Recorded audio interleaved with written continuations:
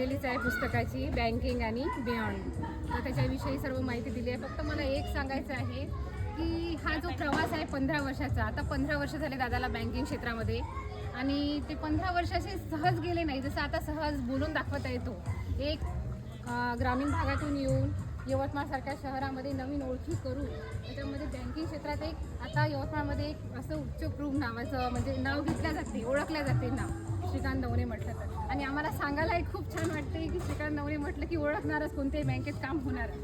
आणि त्यानंतर असं आहे प्रवास असा होता तिथपर्यंतचा की एज्युकेशन झालं, त्याचं DED केलं, म्हणजे टीचर व्हायचं होतं. अचानकपणे कसं काही करायची मारली आणि बँकिंग क्षेत्रात आलं की ज्याला गणिताचं बिलकुलही बेस नव्हता. म्हणजे असं वाटत होतं आम्हाला, म्हणजे बहुतेक आमच्या परिवारामध्ये गणित कोणाला जमत नाही, गणिताचा प्रश्न आकडा आहे. पण त्या कमर्शियल विभागामध्ये कॉमर्स नसताना आर्ट्सचा विद्यार्थी म्हणजे बँकिंग क्षेत्रात आज या स्थानावर आहे.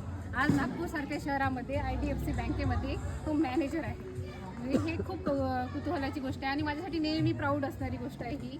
माझ्यासाठी, सर्व परिवारासाठी सर्व एकदम चांगलं आहे. आणि आता पर्सनल सांगायचं म्हटलं तर आज आता माझ्या मैत्रिणींना माहीत आहे की मी किती नाव घेते, काही वेगळं सांगायची गरज नाही आहे. आणि माझं उदाहरण देऊन त्या पण दादाचा आदर्श ठेवते.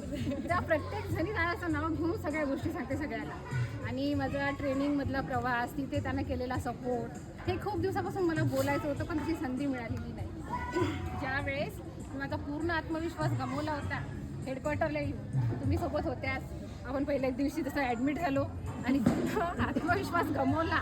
पण तेव्हा जेव्हा तो हॉस्पिटलमध्ये मला भेटायला आला पहिल्याच दिवशी आणि सांगितलं की होते पण प्रयत्न करावा लागते थोडा. त्यानंतर तो 2.5 महिन्याचा काळ निघून गेला.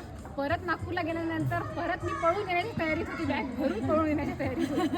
म्हणजे अक्षरशः रोज फोन करून सांगायची की आज येतो मी, आता संपला विषय माझा. आता फोटो पाठवायची कधी कधी का असे पाय सुजले, तसं झालं तसं झालं. पण हे आमच्या दोघात होतं. कधी माहिती दुसऱ्याला सांगून असं म्हणजे असं नाही झालं.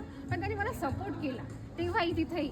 पण जेव्हा मग माहिती 2-2.5 महिन्यानंतर तिथे मला एकदम त्रास व्हायला लागला, तेव्हा त्यांनी एक शब्द म्हटला, नाही जमत असेल जाऊ दे, काही हरकत नाही. पण म्हटलं नाही, आता दादाचा पण विश्वास गमवत आहे, आता नाही, आता मला स्ट्रॉंग व्हायची गरज आहे. तेव्हा मग मी नव्याने आणि ह्या सर्व याच्यात दादाप्रमाणे हे सगळ्या परिवारांनी मला साथ दिली. सगळ्यात जास्त तिथं माझ्या सपोर्ट म्हटलं तर PTC मधल्या माझ्या या मैत्रिणी खूपच खूप. या तिघीजणी एकदम काही, मी ह्या दोघीजणी वेगळ्या ग्राउंडवर, मी वेगळ्या ग्राउंडवर, वेगळ्या हॉस्टेलला, माझं सगळं वेगळं होतं आणि यांचं सगळं वेगळं.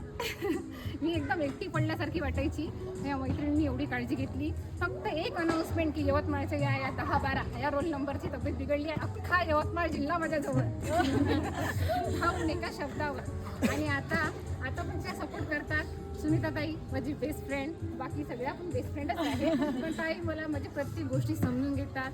सगळ्या गोष्टी एक शब्दावर कुठेही धावून येणाऱ्या आणि माहिती प्रत्येक गोष्टीमध्ये समजून घेतात मला. कितीही मी चिडली तरी त्याच्यावर एक सुद्धा शब्द त्या रिप्लाय देणार नाही, अजिबात देणार नाही. आणि मला म्हणजे चिडलेला यायचं कधी त्यांना राग पण येत नाही. अति चिडते मी, हाईट होते, सगळा राग त्यांच्यावरच काढते.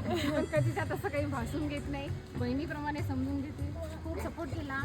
आणि सगळ्यात मेन म्हणजे 1 वर्षाच्या त्या ट्रेनिंगच्या पिरियडमध्ये स्वाती वहिनींनी माझ्या तेजूला खूप छान सांभाळलं.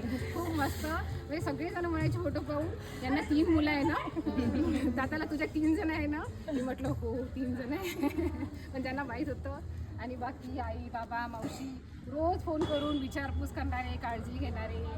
आणि याच्यामुळे माझं ट्रेनिंग एकदम चांगलं झालं. आणि आता म्हणजे असं वाटते की एक आनंदाच्या प्रवासाला सुरुवात झाली. मला पाहिजे होतं तसं ऑफिशियल विभाग मिळाला आणि पाहिजे तशी आता नोकरी चालू आहे. असं वाटते आता सर्व चांगल्या याच्यात होणार आहे. आणि तुमचा सगळ्यांचा असाच आशीर्वाद, सपोर्ट आणि प्रेम असंच कायम ठेवा. धन्यवाद.